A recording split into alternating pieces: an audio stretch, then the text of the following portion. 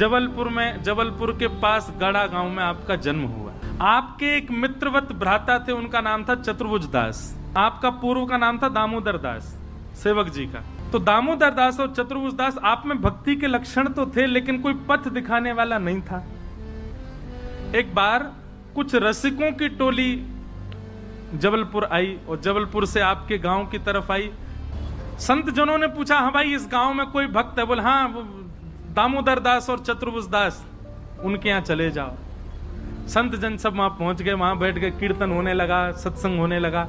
और सत्संग होते होते होते होते होते जैसे ही अंतरंग लीला में पहुंचे, रास की चर्चा होने लगी, श्री जी के रूप की चर्चा, लाल जी के भाव की चर्चा, मान लीला, ठाकुर जी की विविध विविध लीलाओं पर जब चर्चा प्रारंभ हुई, दामोदर दास और चतुर्भुज दास दोनों के नेत्र सजल होने लगे और दोनों के मन में भाव आया। बोले यही रस तो हमको चाहिए जिसके लिए हम तड़प रहे हैं। बोले ये रस कहां से मिला आपको?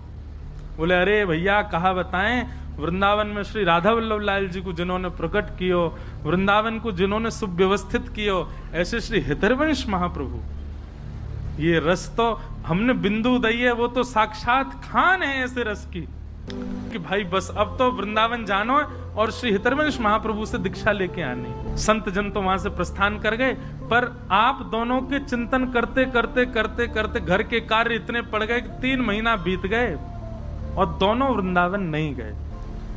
3 महीने बाद वही संतन की टोली फिर आई गांव में और महाराज दोनों ने बड़ा स्वागत किया, व्यवस्था करी, सब अनुकूल कर दियो।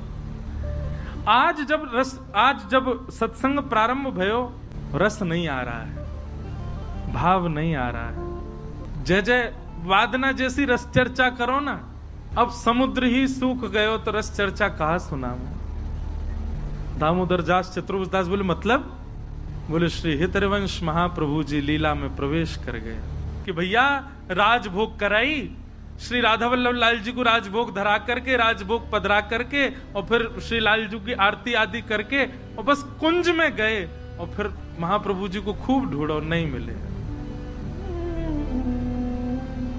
ये चर्चा जैसे ही सुनी, दामोदर दास और चतुर्भुज दास पछाड़ खा करके गिर गए, रुदन करने लगे। बोले हमने तो विचार किया था कि हम वृंदावन जाएंगे, श्री महाप्रभु जी से अनुग्रहित होकर के आएंगे, दीक्षा प्राप्त करके आएंगे, ये संभव नहीं हो सकता। अरे हम क्यों विलंब में पड़ गए, हम क्यों गृह कार्यों में रुक गए, हम क्यों नहीं गए महाप्रभु जी के पास? चरण पकड़ लिए संतों के, कोई उपाय बताओ, प्राण निकल जाएंगे हमारे, महाप्रभु जी कैसे मिलेंगे, अब वो पुनः प्राप्ति कैसे होगी, आप कृपा करके बताओ। संत जन बोले अब तो वो निधि प्रदान कर गए वृंदावन को, अब बस उन्हीं की रसवाणी वहां चलती रहे, वही कुछ सुन लो भैया।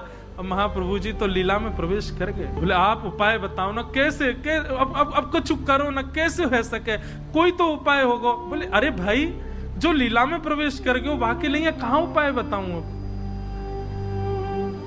एक संत बोले एक उपाय है। क्या? श्री महाप्रभु जी के बाद में उनके आसन पर उनके प्रथम पुत्र श्री वनचंद्र जी विराज रहे हैं। आपकी यदि इच्छा हो तो पुत्र पिता के समय ही होता है और उन्होंने भी खूब रस विस्तार किया है। आप जाओ और वृंदावन जाकर के श्री वनचंद्र जी की दीक्षा ग्रहण कर लो, उनसे अनुग्रहित हो जाओ हित परंपरा में। चतुर्भुज दास जी बोले अब तो मैं बिल्कुल विचार ही नहीं करूं, मैं अभी वृंदावन जाऊंगा। चल भाई दामोदर दास अभी चलें, अभी जाके वनचंद्र जी से दीक्षा लें। बोले नहीं, गुरु जिसको हृदय से माना वही मेरे गुरु। कहने अरे कैसो हट करे भैया, जब हमने कह दी लीला प्रवेश है गए, उनके पुत्र विराज रहे, जाओ। बोले उनके पुत्र खूब योग्य है, मैं उनकी बात नहीं करता, पर मैं जिसको हित से अपने चित्त से स्वीकार कर चुका हूं उसका त्याग कैसे करूं? अरे मैंने सुना है कि भक्त की भक्ति के बल से भगवान प्रकट हो जाते हैं, क्या शिष्य की भक्ति के बल से गुरु प्रकट नहीं होंगे? और मैं अपने भजन के बल से महाप्रभु जी को बुलाऊंगा। चतुर्भुज दास जी बोले भैया मैं तो अब विचार नहीं करूंगा, मैं तो जा रहा हूं। बोले तू जा वृंदावन। चतुर्भुज दास जी वृंदावन चले गए, लेकिन श्री दामोदर दास जी वहीं बैठ गए और वहीं बैठ करके 7 दिन का अनशन ग्रहण कर। महाराज जैसे अनशन व्रत पर बैठे हैं,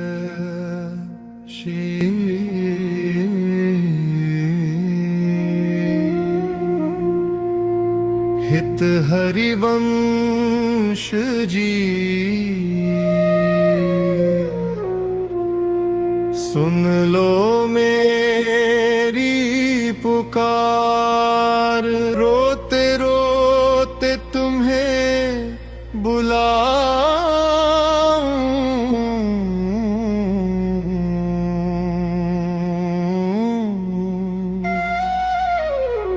अब न करो इनकार।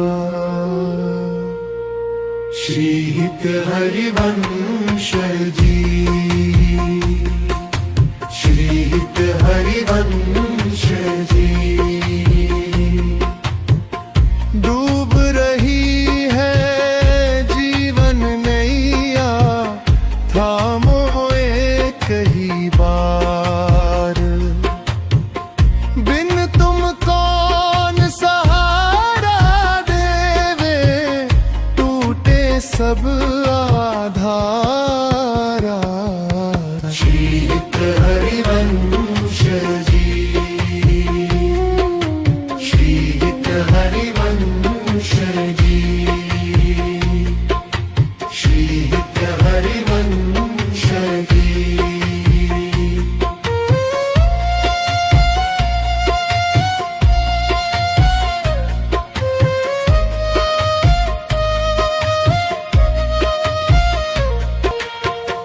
दया की एक झलक दिखा दो, मिट जाए भव भार। करुणा कर दो दीन दयाला, खोलो प्रेम द्वार।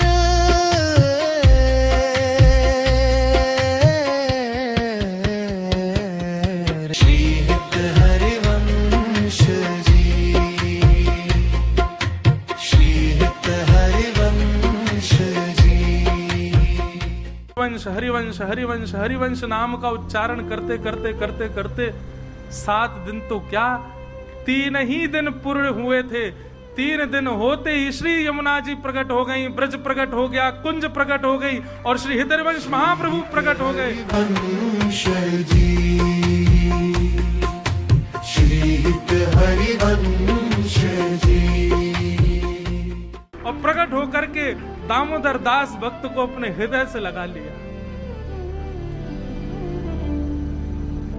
लीला प्रविष्ट आचार्य पुनः प्रकट हो गए।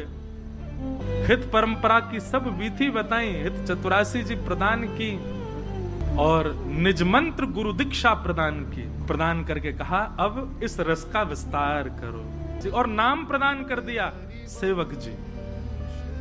आपने हित चतुरासी जी का पाठ किया, हित परंपरा का इतना चिंतन किया कि उसके बाद श्री दामोदर दास जी सेवक जी ने महाप्रभु जी के ऊपर एक संपूर्ण ग्रंथ की रचना कर दी, जिसको सेवक वाणी कहते हैं। अभी तक वृंदावन नहीं गए थे। चतुर्भुज दास जी दीक्षा लेकर के वनचंद जी से वापस आए।